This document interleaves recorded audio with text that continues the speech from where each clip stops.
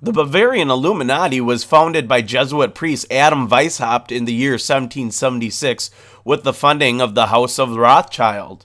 The following year, Weishaupt was initiated as a Freemason at Die Lage Theater vom Guten Rat in Munich. He soon realized the potential of the Masonic lodges as recruiting grounds for his own secret society and directed members of the order to begin illuminating Freemasonic lodges throughout Germany and later Europe. After the dissolution, the Masonic rites of strict observance at the 1782 Masonic Congress of Wilmsbad, Weishaupt and Baron von Knigge were surely able to snatch up old strict observance members and increased membership in the Bavarian Illuminati to around 3,000 members. The Illuminati soon had illuminated lodges in France, Italy, Sweden, Belgium, Holland, Denmark, Poland, and Hungary. This is when Adam Weishaupt constructed one of the most sinister plans in history. The 7-part plan called for the abolition of all order governments, abolition of private property, abolition of inheritance, abolition of patriotism, abolition of the family, abolition of religion, and creation of a new world order. We have all this information because in 1785, an Illuminati courier named Lanza was struck by lightning and killed while traveling by horseback through the town of Ratisbon. When Bavarian officials examined the contents of his saddlebags, they discovered the existence of the Order of the Illuminati and found the plans detailing the coming French Revolution. The Bavarian government attempted to alert the government of France of the impending disaster, but the French government failed to heed this warning.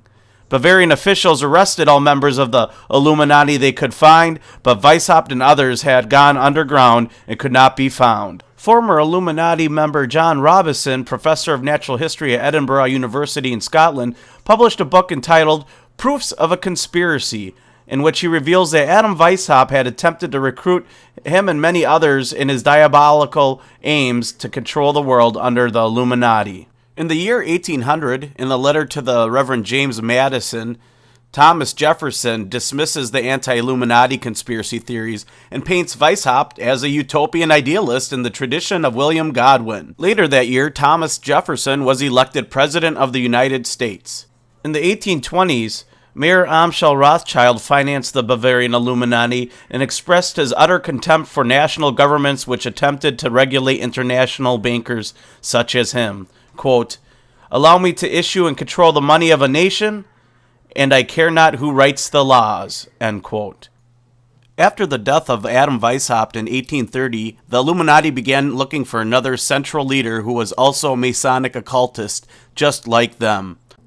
Alleged 33rd degree Freemason Giuseppe Mazzini fit the bill. After showing off his ability and strength to wrestle Italy away from the unholy Roman Empire and basically hand it over to the Illuminati, Mazzini founded a group of revolutionaries called Young Italy in 1831, 1 year after Adam Weishaupt's death. Their goal was to free Italy from the control of monarchy and the Pope. They succeeded, and Mazzini was honored as a patriot in Italy. However, in the process of liberating Italy, the bloodletting organization known as the Mafia was born. This shows the ties between the Mafia and the Illuminati. Mazzini was selected by the Illuminati to lead their organization and took the reins of their worldwide operations beginning in 1834. During his leadership, Mazzini enticed an American occultist and Freemason named Albert Pike into joining the upper echelon of the Illuminati. When invited by Mazzini, he readily agreed to join. Pike was then made head of the Illuminati operations in the United States. Mazzini could sense an extra powerful occult nature about Pike and tasked him to write an occultic book that guided the transition from average high-ranking Mason into top-ranking Illuminati Mason, that of the 33rd degree. Pike then penned what is considered the modern-day Freemasonic Bible called Morals and Dogma. This book was used by the Illuminati as a Pied Piper to bring Freemasonic lodges in the United States under their control, where before the Illuminati had operated mainly out of the Columbia Lodge. Albert Pike is known for a few other things as well. He is a Confederate general and a founding member of the KKK, but I also think it's pretty odd that Albert Pike is the only Confederate general with an honorary statue on federal property in Washington, D.C. But he was not honored for being a commander or even as a lawyer, but for being the southern regional leader of the Scottish Rite of Freemasonry. The statue stands on a pedestal near the foot of the Capitol Hill between the Department of Labor building and the Municipal building between 3rd and 4th Streets on D Street Northwest. Pike was Grand Master of a Luciferian group known as the Order of Palladium Sovereign Council of Wisdom, which had been founded in Paris in 1737. Palladism had been brought into the Great Plan from Egypt by Pythagoras in the 5th century BC, and it was the cult of Satan that was introduced in the inner circles of the Masonic lodges in the early 1800s. You can follow the existence of the Illuminati through the 1800s and early 1900s through the Library of Congress. Just go to the Library of Congress website and search Illuminati, and it'll bring up hundreds of old newspapers where you can follow the timeline of their recruitment centers through Masonic lodges and other organizations. In 1967, Jewish broadcaster Myron C. Fagan described with documentary evidence how the Illuminati became the instrument of the House of Rothschild to achieve a one-world government, and how every war during the past 2 centuries was fomented by this Illuminati. He describes how one Jacob H. Schiff was sent to the United States by the Rothschilds to further the Illuminati plot, and how Schiff plotted to get control of both the Democrat and Republican parties.